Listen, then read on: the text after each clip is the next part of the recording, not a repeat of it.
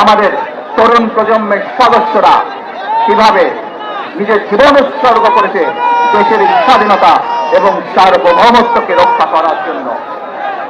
প্রিয় ভাই বোনেরা, কয়েকদিন আগে এই বাংলাদেশের 24-এর আন্দোলনের এক সাহসী প্রজন্মের এক সাহসী সদস্য ওসমান হাদিকে হত্যা করা হয়েছে। ওসমান হাদি শহীদ হয়েছে। প্রিয় ভাই বোনেরা, ওসমান হাদি চেয়েছিল এই দেশের মানুষের জন্য গণতন্ত্র প্রতিষ্ঠিত হোক, এই দেশের মানুষের গণতান্ত্রিক অধিকার প্রতিষ্ঠিত হোক, এই দেশের মানুষ তাদের গণতান্ত্রিক এবং অর্থনৈতিক অধিকার ফিরে পায়।